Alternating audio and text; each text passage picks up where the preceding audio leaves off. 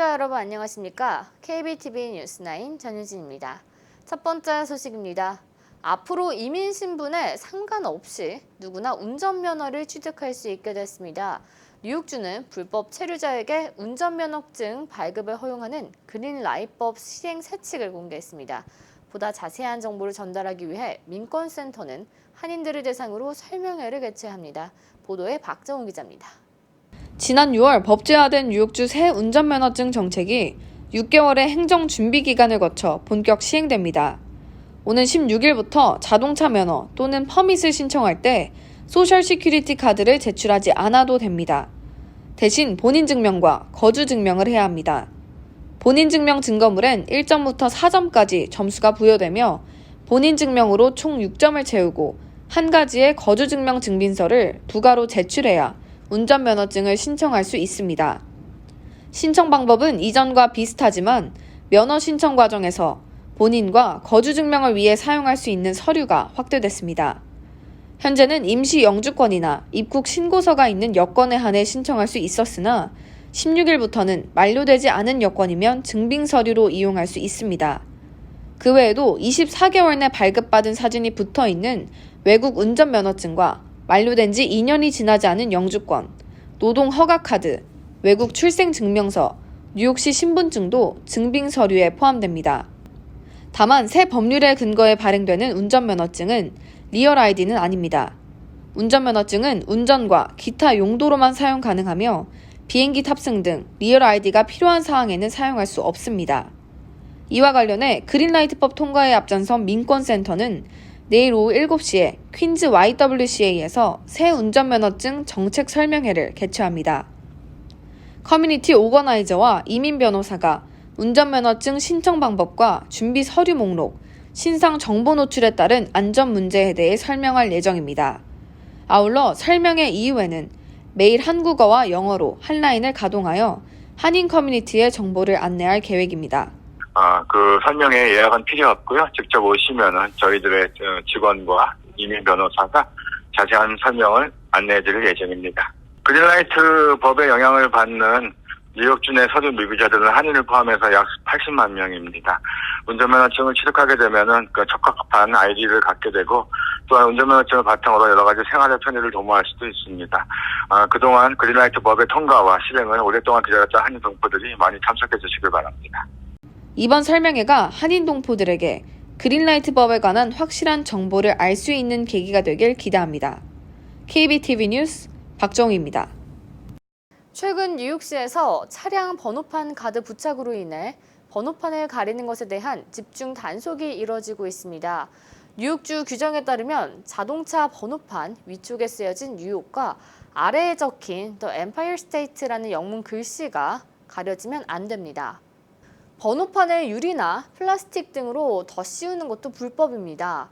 하지만 대부분의 번호판 가드가 아래 더 엠파이어 스테이트 글씨의 일부 또는 전체를 가리는 경우가 많은데 이 같은 규정을 잘 몰라 경찰로부터 티켓을 받는 경우가 많은 것으로 집계됐습니다. 뉴욕주에서는 위반 시 $65의 벌금이 부과됩니다. 뉴저지주도 마찬가지입니다. 차량 번호판 상단에 적혀있는 뉴저지와 하단의 가든 스테이트 표시가 다 보여야 합니다. 이를 어길 시에는 $100의 벌금을 내야 합니다. 첫 번째 적발 시에는 경고장을 발부하고 있지만 두 번째부터는 벌금이 부과됩니다. 지난 6월부터 모든 미국 비자 신청자들을 대상으로 시행하고 있는 소셜미디어 계정 아이디 제출 의무화 규정에 대한 위헌 소송이 제기됐습니다. 국제 다큐멘터리 협회와 DOC 소사이어티는 비자를 관할하고 있는 마이크 폼페이오 국무장관과 연방 국토안보부를 상대로 연방법원 워싱턴 DC지법에 위헌 소송을 제기했습니다. 현재 트럼프 행정부는 모든 미국 비자 신청자들이 최근 5년간 사용했거나 사용 중인 트위터와 페이스북, 인스타그램 등 20개의 SNS 계정 아이디와 이메일 주소, 전화번호, 해외 여행 기록, 강제 추방 이력, 테러 활동에 연루된 가족 구성원 등에 대한 정보를 추가로 요구하고 있습니다. 이주 목적의 비자 신청자뿐만 아니라 관광, 사업, 유학 등 거의 모든 단기 비자 신청자들도 해당됩니다. 국제 다큐멘터리 협회는 비자 신청 시 SNS 계정 아이디 제출 의무화 규정은 외국인 영화 감독의 표현의 자유를 침해할 뿐만 아니라 미국인 예술가들이 전 세계 동료 영화 예술인들과 어울릴 수 있는 권리를 침해하고 있다고 주장하고 있습니다. 하지만 트럼프 행정부는 이번 소송에 대해 아직 입장을 내놓지 않고 있는 상황입니다. 전 세계 노숙자 문제에 대한 경각심을 일깨우는 행사가 곳곳에서 열리고 있습니다. 뉴욕 타임스퀘어에 수백 명이 놓여 노숙자에 대한 시 정부 차원의 대책 마련을 촉구했습니다. 보도에 박정호 기자입니다. 지난 7일 뉴욕 타임스퀘어 광장에서 열린 월드 빅 슬립 아웃 행사에 수백 명이 참가했습니다. 이 행사는 지역에서 샌드위치 가게를 운영하는 조시 리틀존이 제안해 뉴욕뿐 아니라 영국 런던, 아일랜드 더블린, 호주 브리즈번 등 세계 10여 도시에서 매년 열리고 있습니다. 매트리스와 침낭을 들고 나온 시민들은 이날 타임스퀘어에서 밤을 보내며 거리에서 한겨울을 보내야 하는 노숙인의 어려움을 체험했습니다. 시위자들은 뉴욕은 세계에서 가장 부유한 곳 중 하나이지만 수만 명의 노숙자들이 살고 있다며 기금 마련이 필요하다고 목소리를 높였습니다.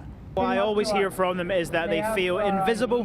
They feel like people look through them, look past them, we walk past them. They feel invisible politically. I think it's more about standing in solidarity and people on the street seeing, there's power in numbers. 전 세계 1억 명에 육박하는 노숙자들 중 뉴욕시에만 약 6만 4천 명이 있는 것으로 추산됩니다. 뉴욕 타임스퀘어에서 열린 행사에는 수백만 달러가 모금된 것으로 예상됩니다. 주최 측은 이번 행사는 노숙자에 대한 인식 제고를 위한 것이라며 보다 저렴하게 주택을 지어 그들에게 제공해야 한다고 강조했습니다.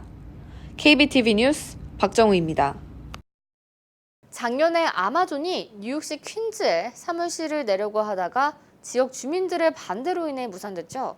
이번에는 뉴욕 맨하탄 미드타운으로 진출할 계획입니다. 자세한 소식 김경민 기자가 아마존 사무실이 뉴욕시와 주 정부의 원조를 받지 않고 뉴욕시 허드슨 야드 인근에 들어설 예정입니다. 아마존이 최근 뉴욕 맨하튼 미드타운 허드슨 야드 인근에 33만 5천 스퀘어피트 규모의 사무실 임대 계약을 체결한 것으로 알려졌습니다. 아마존은 뉴욕시로부터 어떠한 혜택도 받지 않았으며 신규 일자리 약 1,500개를 창출할 것으로 보입니다. 아마존은 작년에도 뉴욕시 퀸즈에 제2본사 입성을 추진했지만 주민들과 지역 정치인들의 반대로 무산됐습니다.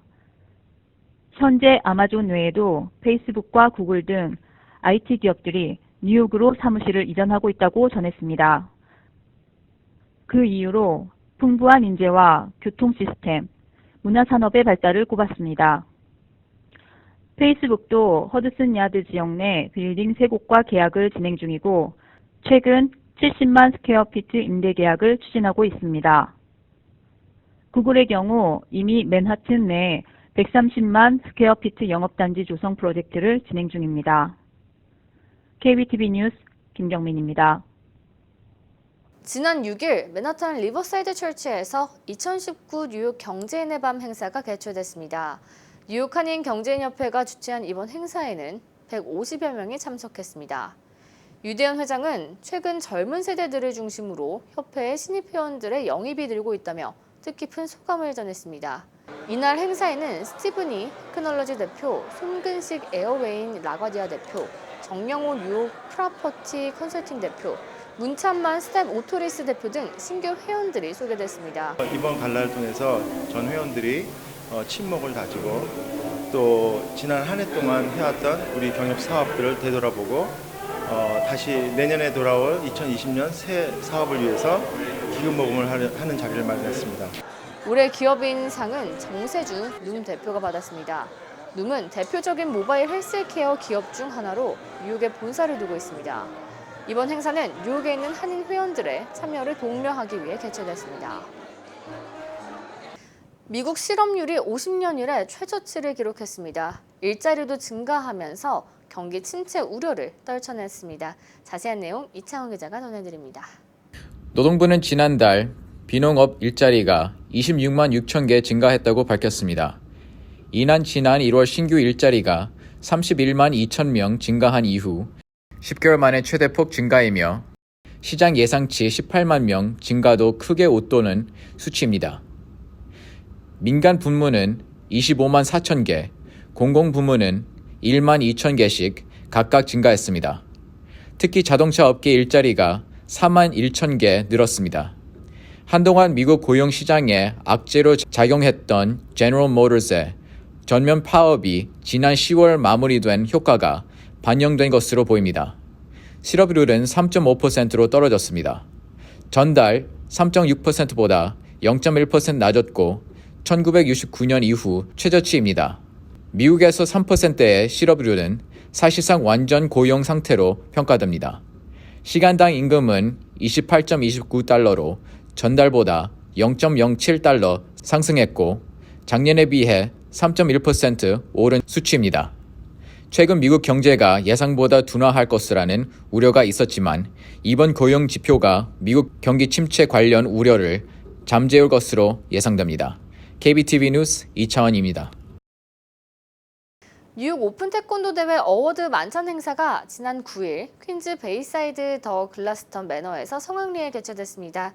300여 명이 참석해 피부색을 초월하고 태권도 정신을 어우러지는 송년회 밤을 보냈습니다. He is the first World Taekwondo Championship Korean team head coach. 이번 행사는 미국 태권도 지도자 연맹 박연환 회장이 주관했습니다.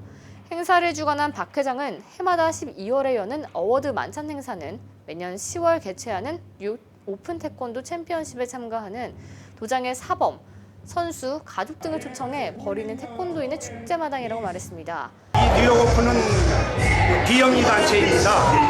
그 뉴욕 오픈에 참여하는 도장을 초청을 해서 해마다 어워드 뱅큐를 하는데요. 한 300명씩 해마다 오고 또 학부형 학생들이 너무 즐거운 마음으로 이 할라데이 어워드 뱅큐를 즐기고. 박 회장은 이날 태권도 유단자인 유진 매튜 뉴욕시 의원과 함께 태권도 발전에 공로가 큰 외국인 사범 크레이그 맥도날드 씨에게 골든 어워드를 수여했습니다. 이와 함께 태권도 원로인 이형루 사범 등과 함께 12명의 태권도대 봉사자들에게 대통령 봉사상을 전달하고 태권도 꿈나무들에게 2,500달러씩의 장학금을 지급했습니다. 오픈 행사에서는 국가 무형문화재 15호인 김미자 씨가 출연해 신명나는 북춤의 묘기를 선보여 행사 분위기를 돋구며 박수 갈채를 받기도 했습니다.